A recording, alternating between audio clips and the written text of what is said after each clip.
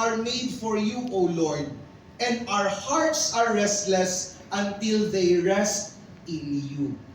So ang atong kasing-kasing di ay are made for God. And it can only have real joy, real rest when our heart is resting in the heart of God.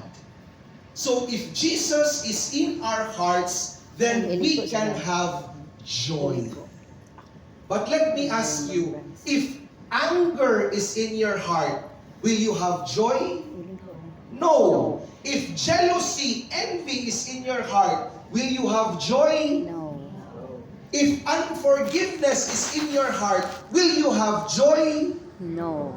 You will not have joy. Ma-heart attack noon ka, ana. And so, my dear friends, if you really want to have real joy, have Jesus in your heart. Amen. Second, if you want to have real joy, then make your hands open for others. Make your hands open for others. Open for others, dili para mangawat ka, manguod ka, manampa ka, manumbag ka. But open your hands so that you can serve and help others. The American spiritual writer Thomas Merton has a very beautiful reflection. Ingon siya, the meaning of our lives is found in the lives of others. And surely naamoy mga kaila nga tao nga the moment they give their lives to others, that's the moment they became more fulfilled, more satisfied with life. And so, my dear friends, if your hands are open for others, then surely you can have real joy. And finally, my dear friends, you can have real joy if your mind thinks of yourself. We have to listen to ourselves. Dili kay sige na lang kag pakamartir sa uban. Dili kay sige na lang kag tando bisag dili na kaya. Dili kay sige na lang kag higugma bisag giingnan na kasi mong kasing-kasing pagod na ako, bakit ikaw hindi pa? Dili kay sige lang kag paminaw sa iyahang mga tamis nga pulong pero ilad ra di ay ito. You have to listen to yourself. Give time for yourself. Makinig ka naman sa sarili mo. Why?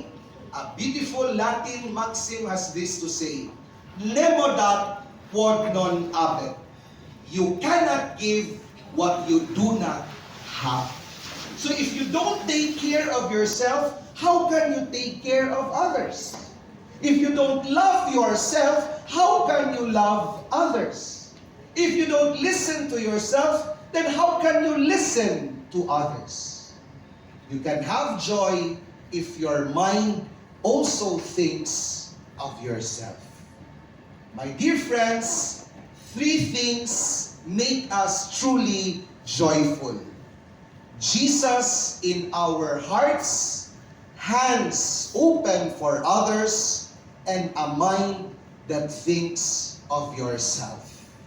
Joy happens when 3 things are present. Joy. Jesus, others, and yourself. Postscript, but it has to be in that order. Joy. Jesus first, others second, and yourself third. Merry Christmas and have a joy-filled New Year.